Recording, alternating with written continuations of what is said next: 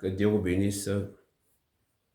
Nous parlons ce matin de la maturation des semences. La maturation des semences.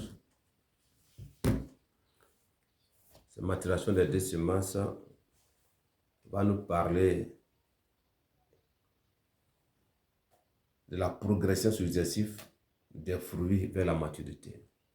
La progression successive des fruits vers la maturité. Donc, ce que la semence est dès le départ, de sa façon successive de se développer vers la maturité, on saura à la longue de quel type de semence était au départ. Donc, il y a ces herbes dont les semences se ressemblent. Mais quand ça touche le sol et que ça pousse, nous allons voir l'exemple tout à l'heure, on finit par comprendre c'est quel type de semence qui a été semée. Donc ici, Dieu ne parle pas une parabole concernant le royaume. Ici, ça nous parle dans le livre de Matthieu 13 à partir du verset 30. Pardon, 24 à 30. Qui nous dit ceci. Il leur proposa une autre parabole. Et il dit, le royaume des cieux est semblable à un homme qui a semé une bonne semence dans son champ. Et tu vois, dans le livre de Corinthiens, la Bible dit là-bas que c'est nous qui sommes le champ de Dieu. Tu vois, dans le livre de Ésai, il dit là-bas que la semence de Dieu, cette semence incorruptible, qui est la parole permanente de Dieu.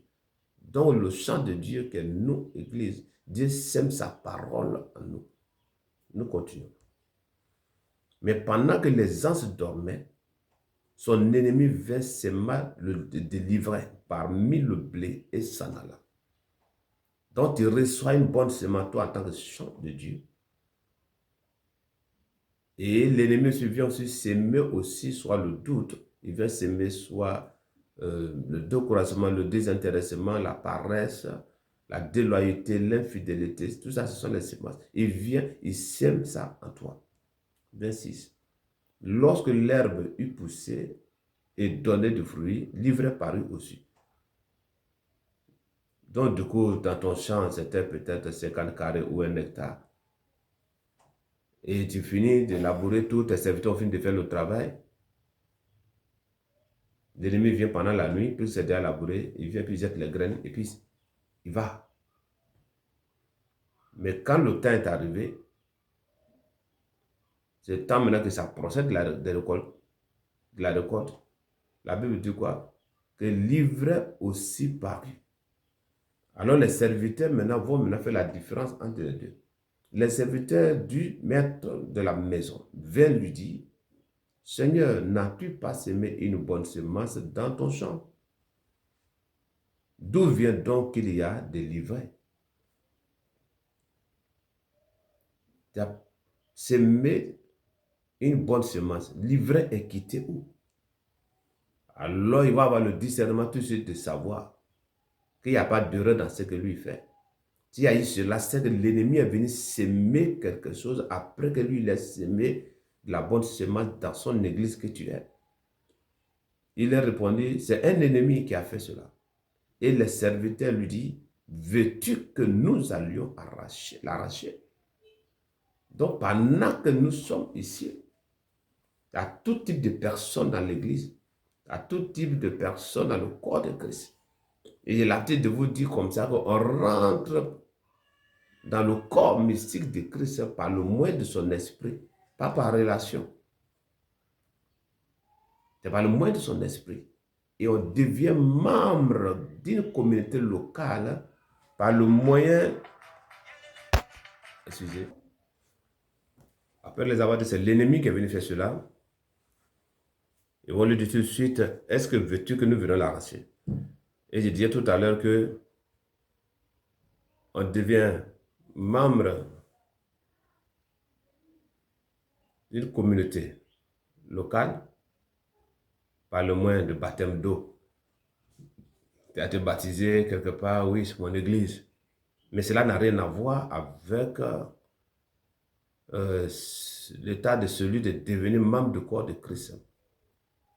Là, pour entrer dans ce corps mystique de Christ, c'est par le moyen de son esprit. Et quand cela est fait, là-bas maintenant, il est dit qu'il est la tête du corps. Donc là-bas, il n'y a pas autre leader. C'est lui qui dirige ce corps. Donc quand tu vois, il y a certains endroits où chacun veut être leader de son côté, ça se tire de gauche, de droite, ça dépend de quel corps il appartient. Sinon, c'est Christ que le corps, et tous qui sont les membres des uns des autres doivent se soumettre à la tête qui est Christ lui-même. Donc ici, l'ennemi qui ne veut pas que Christ soit la tête du corps, il va s'aimer toujours dans les associations. Il va toujours s'aimer dans des églises. Une semence pour pouvoir envoyer le désordre, pour pouvoir envoyer les désorientations. Alors, les anges vont dire au Seigneur s'ils veulent qu'il aille l'arracher. Hein? Genre, tu es à l'église, quelqu'un qui est là, il fait sa sorcellerie, il ne veut pas se repentir, mais c'est une mauvaise semence. Donc, nous, on veut l'arracher en même temps. Ça peut être une mort subite sur le champ dans la communauté. Un voleur, prostituée qui ne veut pas changer, et de là, sa vie aussi pollue progressivement les jeunes filles, les jeunes garçons aussi de l'église. Et les gens viennent de colère pour ils vont l'arracher. Ça peut être pas une folie en plein culte. Je dis non, non, non. Calmez-vous. Il dit, laissez croître ensemble l'un et l'autre jusqu'à la moisson. Et de là, il m'adresse ici à toi, berger, leader d'une église, ou toi, un père de famille, une mère de famille. Ces choses peuvent arriver sur toi à la maison, mais attends que la maturation arrive pour que tu puisses voir en réalité de quel type de personne tu as affaire dans ta maison, dans ton foyer, dans ton église, dans ton entreprise. Car partout les fils de Dieu se réunissent, le diable vient toujours se glisser dedans pour mettre aussi ses enfants.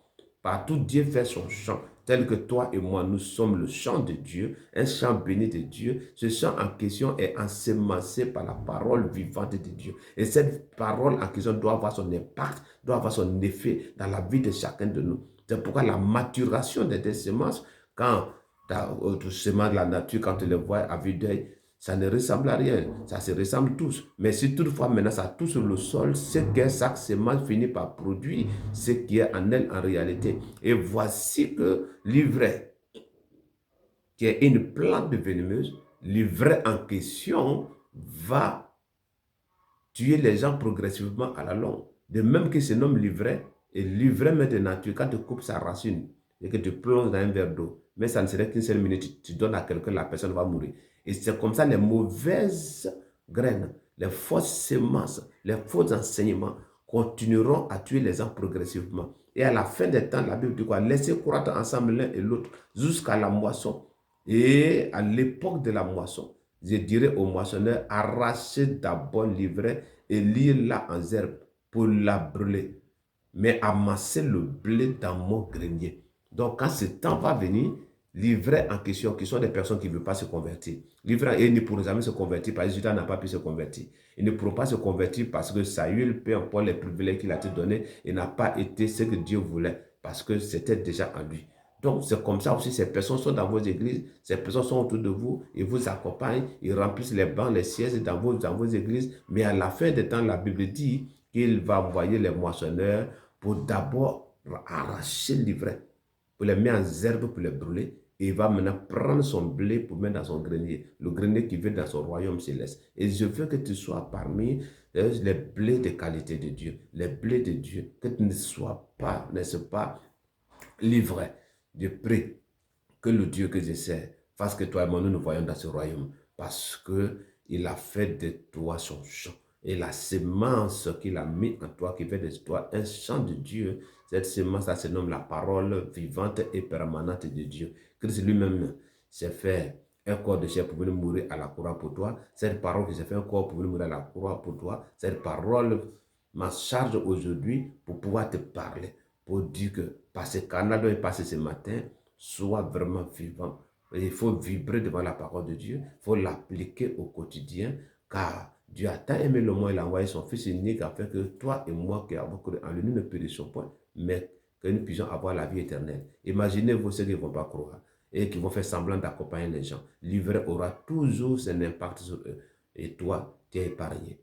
Reçois cette grâce dans le nom de Jésus. Reçois cette grâce dans le nom de Jésus. À jeudi prochain.